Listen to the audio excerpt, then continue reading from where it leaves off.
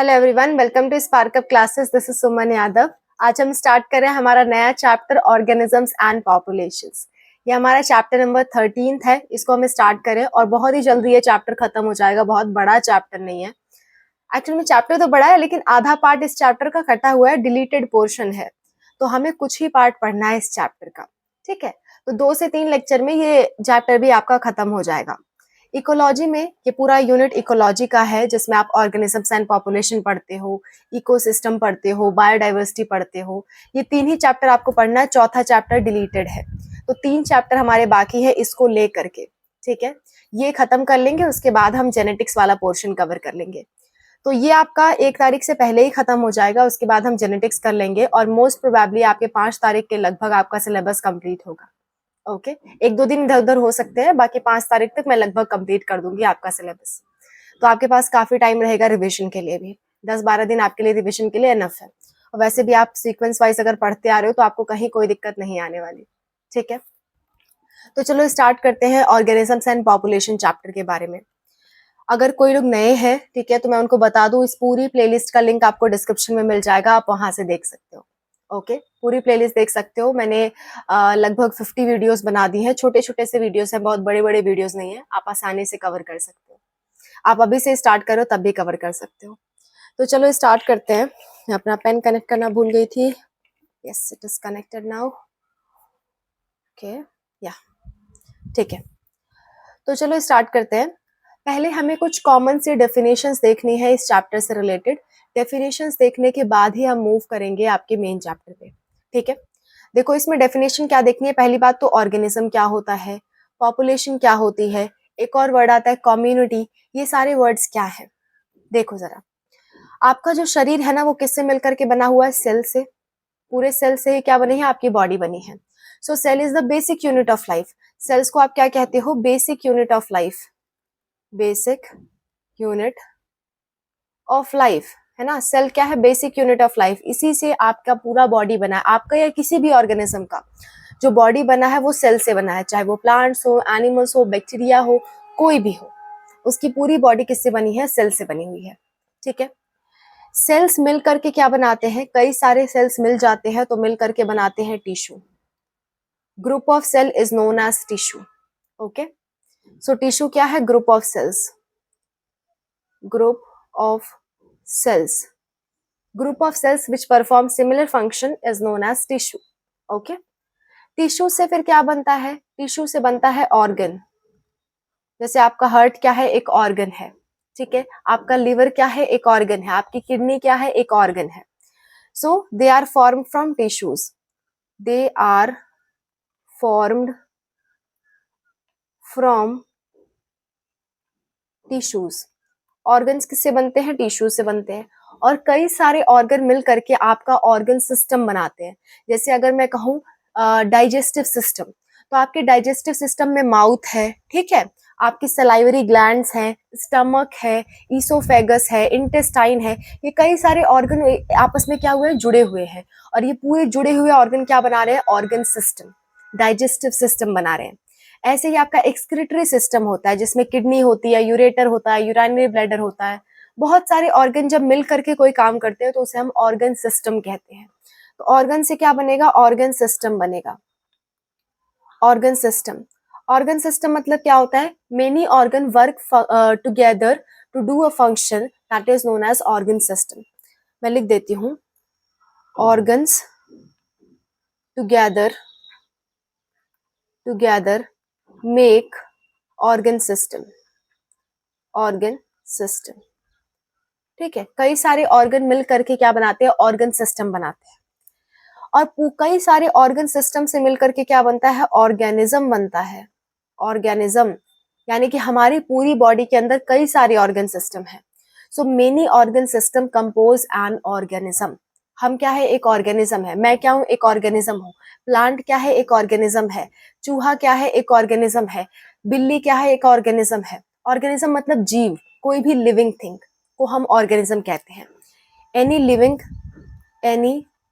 Living being is called organism. Organism, कोई भी चीज जो आपको लिविंग दिख रहा है वो क्या है? ऑर्गेनिज्म है। ठीक है, कुत्ता, बिल्ली, गाय, भैंस, भेड़, बकरी, बैक्टीरिया, कुछ भी, वो सारे क्या है? ऑर्गेनिज्म है। ओके, सो सेल से टिश्यू बनती है, टिश्यू से मिलकर के ऑर्गन बनते हैं, ऑर्गन से ऑर्गन सिस्टम बनता है, और कई सारे ऑर्गन सिस्टम से एक ऑर्गेनिज्म बनता है। ठीक है, कुछ ऑर्गेनिज्म में क्या होगा, आपके ऑर्गन सिस्टम नहीं पाए जाते हैं, केवल एक सेल रहती है, जैसे अमीबा। तो कोई भी चीज अगर लिविंग है तो उसे हम क्या कह देंगे? ऑर्गेनिज्म कह देंगे। ठीक है, इसलिए मैंने यहाँ पे डेफिनेशन यही लिखी है कि कोई भी लिविंग बीइंग हो तो उसे हम ऑर्गेनिज्म कह देते हैं। एक तरह के ऑर्गेनिजम्स के ग्रुप को हम कहते हैं पॉपुलेशन। क्या कहते हैं? पॉपुलेशन। ठीक है, पॉपुलेशन मतलब क्या होता है? Group of a particular species. अगर ह्यूमन बींग्स इकट्ठे हो जाए, सिर्फ और सिर्फ ह्यूमन बींग, एक कमरा में रख दूं और उसमें 10 ह्यूमन बींग्स इकट्ठे हो जाए, 10 इंसान इकट्ठे हो जाए, तो वो क्या हो जाएगी? इंसानों की पॉपुलेशन। अगर मैं 10 डॉग्स को इकट्ठे कर दूं, कुत्तों को इकट्ठा कर दूं, तो वो कुत्तों की पॉपुलेशन हो गई। अगर मैं 10 बिल्लियों को इकट्ठा कर दूं तो वो बिल्लियों की पॉपुलेशन हो गई। पॉपुलेशन मतलब group of individuals of same species. एक ही स्पीशीज के ग्रुप हो तो हम उसे क्या कहेंगे? पॉपुलेशन। स्पीशीज एक ही होना चाहिए, इंसान है तो इंसान ही हो, कुत्ता बीच में नहीं आना चाहिए, गाय, भैंस, भेड़, बकरी नहीं आना चाहिए बीच में। बात समझ में आ रही है? एक बार मैं फिर से इसको मिटा के लिखती हूँ, सीक्वेंस वाइज डेफिनेशन मैंने लिख दिया है। अब यहाँ से हमारा चैप्टर स्टार्ट हुआ है। ये जो ऑर्गेनिज्म है ना, यहाँ के बाद से हमें देखना है ध्यान से। इसके पहले मैंने इसलिए बताया ताकि आपके दिमाग में थीम बन जाए। ओके, तो एक बार मैं ये पूरी चीजें मिटा रही हूँ और फिर ऑर्गेनिज्म से स्टार्ट कर रही हूँ, क्योंकि ऑर्गेनिजम्स के बाद से ही हमें मेन काम है। ठीक है, तो आप इस चीज को नोट डाउन कर लो।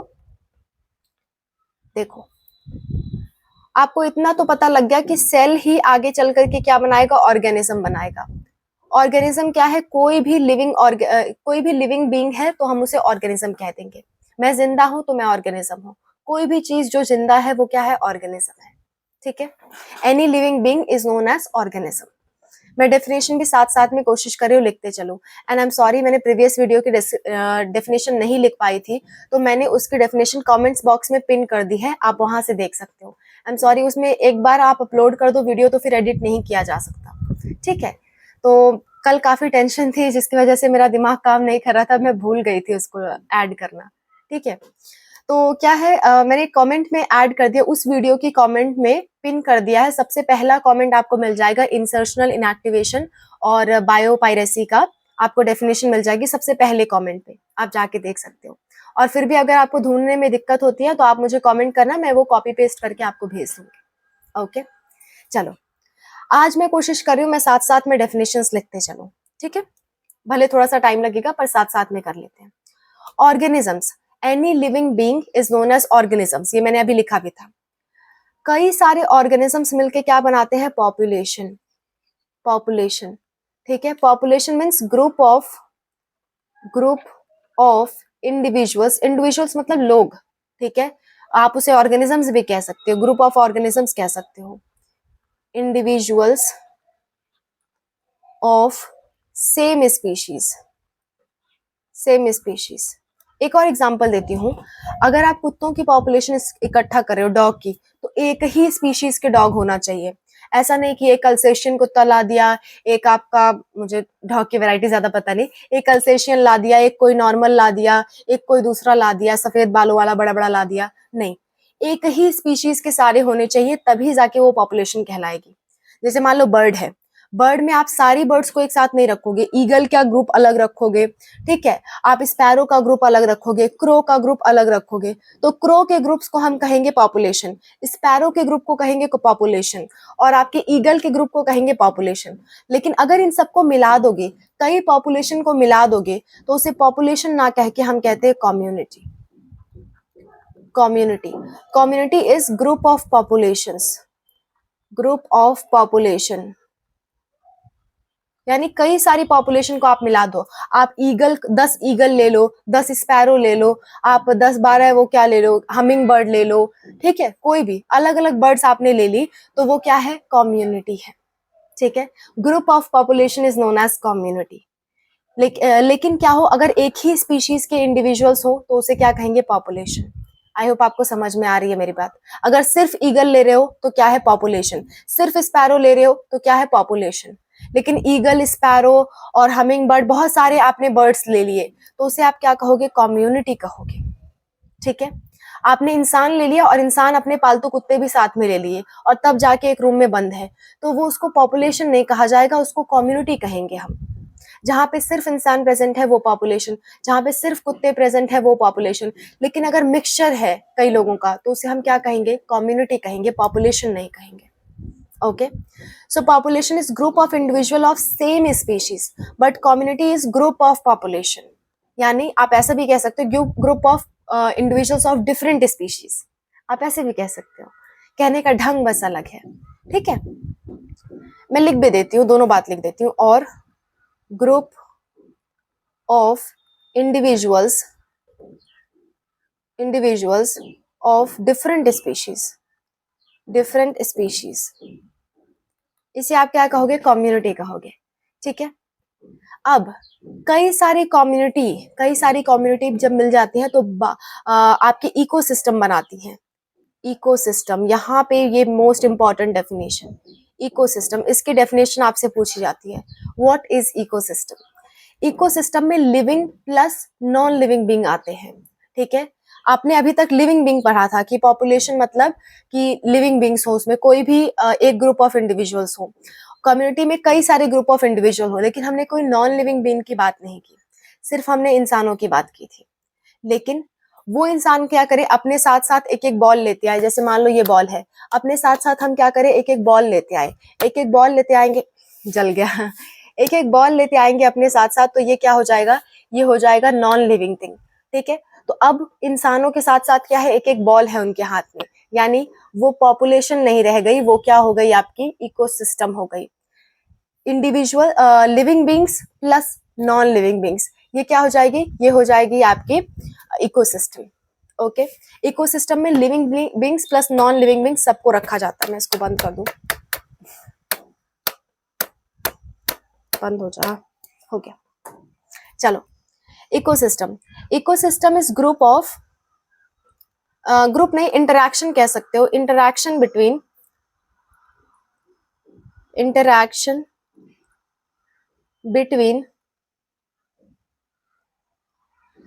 लिविंग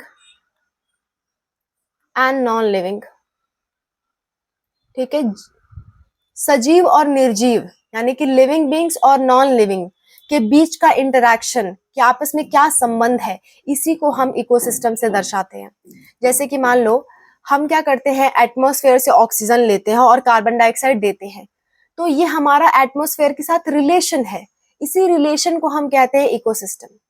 ठीक है, हम क्या करते हैं, हम बहुत सारी चीजों, नेचर से बहुत सारी चीजों का यूज करते हैं।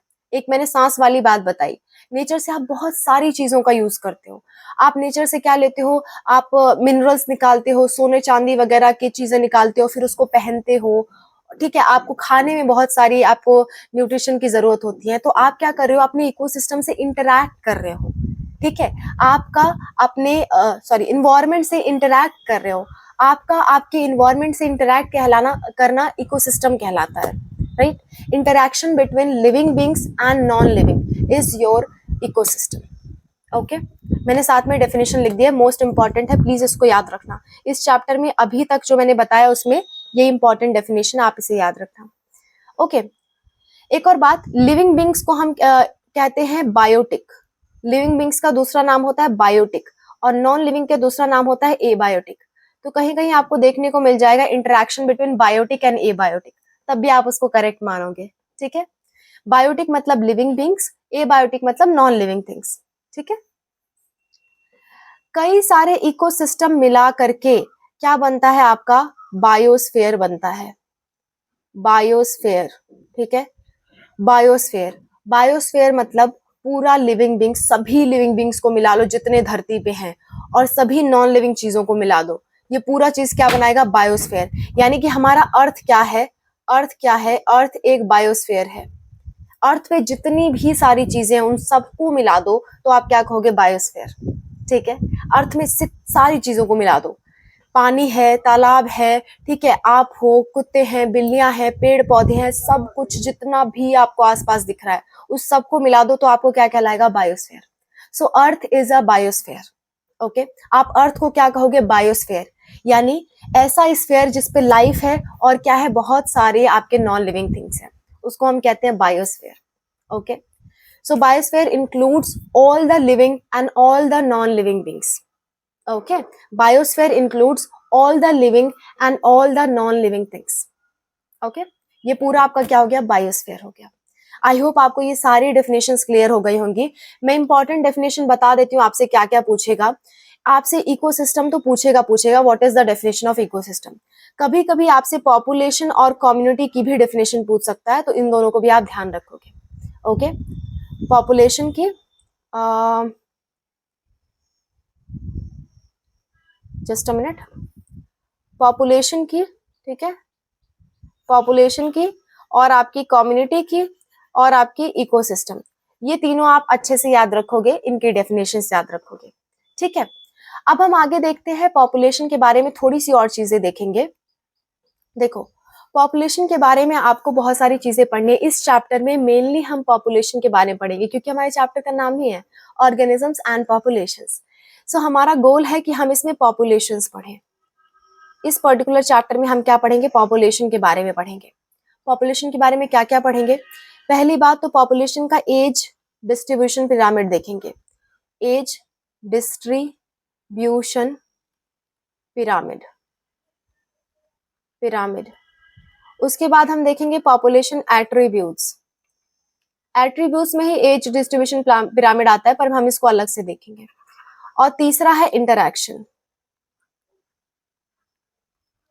समझो जरा इसमें हम क्या क्या पढ़ने वाले हैं. एज पिरामिड तो मैं अभी आपको बता दूंगी, आपको समझ में आ जाएगा, छोटा सा बात है. एट्रीब्यूट्स में हम देखते हैं कि कोई पॉपुलेशन घटती बढ़ती कैसे है. ठीक है, डेथ रेट की बात करेंगे, बर्थ रेट की बात करेंगे, कोई पॉपुलेशन घटती बढ़ती कैसे रहती है इसको देखेंगे हम. इंटरैक्शन में क्या देखना है कि एक पॉपुलेशन दूसरी पॉपुलेशन से कैसे इंटरैक्ट कर रही है. हम पेड़ों पे डिपेंड रहते हैं ना, हम प्लांट से क्या लेते हैं, खाना लेते हैं, तो हम क्या है उन पे डिपेंड है, हमारा और उनका इंटरैक्शन चल रहा है. हम गाय से क्या लेते हैं, दूध लेते हैं, तो मेरा और गाय का क्या है, इंटरैक्शन है आपस में, कि मैं उससे दूध लेती हूँ और बदले में उसे चारा देती हूँ. तो हम लोग का क्या है, इंटरैक्शन है. आपस में जो भी रिलेशन हो ऑर्गेनिजम्स के, उसको हम इंटरैक्शन कहते हैं, पॉपुलेशन इंटरैक्शंस. ठीक है, इंसानों का कुत्तों से जो रिलेशन है, इंसानों का बंदरों से जो रिलेशन है, इंसानों का और क्या बोलते हैं गाय से जो रिलेशन है, सिर्फ इंसानों का नहीं, आप अदर ऑर्गेनिज्म का भी देख सकते हो. जैसे मान लो डियर का और लायन का जो रिलेशन है, लायन डियर को खाता है और डियर उससे भागता है, तो ये भी क्या है, रिलेशन है उन दोनों के बीच का. तो पॉपुलेशन इंटरैक्शन में हम पढ़ते हैं relation between two organisms. Okay, उसको हम अलग से एक लेक्चर उसके लिए लगेगा, हम उसको देखेंगे. आज के लेक्चर में हम एज डिस्ट्रीब्यूशन देखेंगे, कल के लेक्चर में एट्रीब्यूट्स देखेंगे और इससे रिलेटेड ग्राफ देखेंगे, और लास्ट लेक्चर में हम देखेंगे इंटरैक्शन. टोटल 4 लेक्चर में आपका ये चैप्टर खत्म हो जाएगा. ओके, तो चलो छोटा सा टॉपिक है एज डिस्ट्रीब्यूशन पिरामिड, उसको अच्छे से देख लेते हैं. मैं इसको पूरा मिटा देती हूँ. देखो, age distribution pyramid, distribution pyramid, ये पिरामिड क्या करता है, ये पिरामिड ये बताता है, पिरामिड ओके, ये पिरामिड ये बताता है कि आने वाले समय में किसी देश की पॉपुलेशन बढ़ने वाली है, घटने वाली है, या सेम रहने वाली है. कैसे बताता है समझो. इसमें आपसे पूछता है एज डिस्ट्रीब्यूशन पिरामिड में आप कहोगे 3 तरह का पिरामिड बन सकते हैं. कितने तरह के, 3 types of pyramid, 3 types of pyramid इससे बन सकते हैं. ओके, और एक बात लिखोगे, it explains the growth stability और decline of population. decline मतलब कम होना, decline of population in future, यानी फ्यूचर में क्या होने वाला है, पॉपुलेशन बढ़ने वाली है, घटने वाली है, या स्टेबल रहने वाली है. इस चीज की प्रिडिक्शन हम करते हैं एज डिस्ट्रीब्यूशन पिरामिड से. जैसे हम कहते हैं ना कि जो हमारा भारत है आने वाले समय में बहुत ज्यादा पॉपुलेशन हो जाएगी, महामारी मच जाएगी, भूख के लिए, एम्प्लॉयमेंट के लिए. अभी भी ऐसा हो रहा है कि लोगों को बहुत सारी चीजों की कमी हो रही है, क्योंकि पॉपुलेशन लगातार बढ़ रही है, पॉपुलेशन लगातार बहुत तेजी से बढ़ रही है. तो आने वाले समय में क्या होगा, हमने कैसे प्रेडिक्शन लगाया कि पॉपुलेशन बहुत तेजी से बढ़ रही है, ग्राफ देख के, पहले के कुछ ग्राफ देख के. ठीक है, वो ग्राफ क्या है, वही है एज डिस्ट्रीब्यूशन पिरामिड. देखते हैं कैसे होते हैं ग्राफ। 3 तरह के होंगे। पहला होगा आपका एक्सपैंडिंग। एक्सपैंडिंग मतलब क्या है, पॉपुलेशन बढ़ेगी। अगर एक्सपैंडिंग टाइप का ग्राफ हुआ तो पॉपुलेशन क्या होगी, बढ़ेगी। कैसे देखते हैं। इसको आप तीन बनाओगे ऐसे, ठीक है, ऐसा कुछ इसका शेप बनता है। इसका मतलब ये वाला है, इसका मतलब होता है प्री रिप्रोडक्टिव। प्री रिप्रोडक्टिव मतलब ऐसे लोग जो अभी तक रिप्रोडक्शन के काबिल नहीं हुए हैं लेकिन आने वाले समय में होने वाले हैं, यानी कि बच्चे। और ये हैं रिप्रोडक्टिव वाले, जो अभी रिप्रोडक्शन करने के काबिल हैं और कर भी रहे हैं। और ये है पोस्ट रिप्रोडक्टिव, जो रिप्रोडक्शन कर चुके हैं। Post reproductive. तो देखो जो आने वाले समय के में देखो ये प्री रिप्रोडक्टिव वाले ज्यादा हैं कंपेयर टू रिप्रोडक्टिव, यानी कि आने वाले समय में और ज्यादा लोग होंगे जो रिप्रोडक्शन करेंगे, यानी पॉपुलेशन और ज्यादा बढ़ेगी। बात समझ में आ रही है। ये पिरामिड ये दिखा रहा है कि प्री रिप्रोडक्टिव वाले ज्यादा है रिप्रोडक्टिव से, यानी कि अभी करंट में जितनी पॉपुलेशन है आने वाले समय में उससे भी ज्यादा होगी। बात समझ में आ रही है। अभी जितने बच्चे हैं वो आगे चल के वो रिप्रोडक्शन करेंगे, तो आगे चल करके वो और ज्यादा रिप्रोडक्शन करेंगे क्योंकि उनकी नंबर और ज्यादा है। तो ये इस टाइप के पिरामिड को हम कहते हैं एक्सपैंडिंग, और इसका मतलब है पॉपुलेशन ग्रो करने वाली है। इसका मतलब है कि पॉपुलेशन ग्रोथ होगी फ्यूचर में। पॉपुलेशन ग्रोथ इंक्रीज होगी, ठीक है, पॉपुलेशन ग्रोथ इंक्रीज होगी आने वाले फ्यूचर में, ठीक है। चलो नेक्स्ट देखते हैं। नेक्स्ट होगा आपका दूसरा टाइप का स्टेबल, जिसे आप कहते हो। मुझे इसे मिटा लेने दो। स्टेबल, ये सब कुछ सेम रहेगा, बस ग्राफ आपका चेंज हो जाएगा और रिजल्ट चेंज हो जाएगा, ठीक है। पॉपुलेशन क्या रहने वाली है हम देखेंगे अभी। देखो दूसरे वाले को हम कहते हैं स्टेबल। स्टेबल वाले में क्या होगा, देखो एक होंगे प्री रिप्रोडक्टिव, उतने ही होंगे रिप्रोडक्टिव, और पोस्ट रिप्रोडक्टिव क्या होगा, कम। तो जितने रिप्रोडक्टिव हैं उतने ही प्री रिप्रोडक्टिव हैं, यानी कि जितने लोग आज रिप्रोडक्शन कर रहे हैं उतने ही कल भी रिप्रोडक्शन करेंगे। जब नए बच्चे जो है वो रिप्रोडक्शन करेंगे तो उतना ही करेंगे, लगभग उतना ही करेंगे। तो पॉपुलेशन ना बढ़ेगी ना घटेगी, क्योंकि आज प्रेजेंट टाइम में जितने लोग हैं उतने ही लोग रिप्रोडक्शन करने वाले नेक्स्ट जनरेशन में भी आने वाले हैं।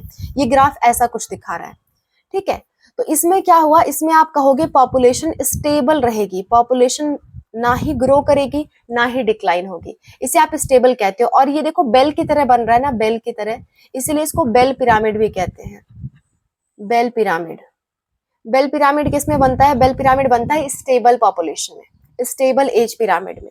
आप इस चीज को याद रखना, ठीक है। नेक्स्ट देखते हैं जो कि है लास्ट है आपका, जो कि लास्ट है, देखते हैं लास्ट होगा आपका डिक्लाइनिंग, ठीक है।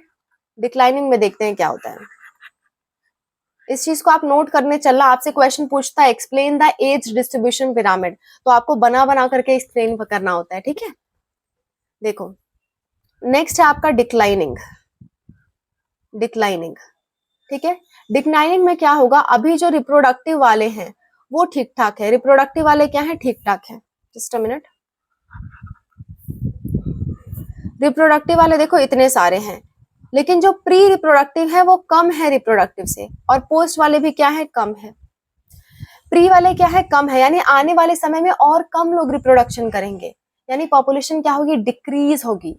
पॉपुलेशन जितनी होनी चाहिए उससे क्या होगी, डिक्रीज होगी, क्योंकि आने वाले समय में प्री रिप्रोडक्टिव वाले जो है वो कम है, बच्चे कम है इस समय, यानी आने वाले समय में जब वो लोग रिप्रोडक्शन करेंगे तो कम कर पाएंगे आज के कंपेयर में।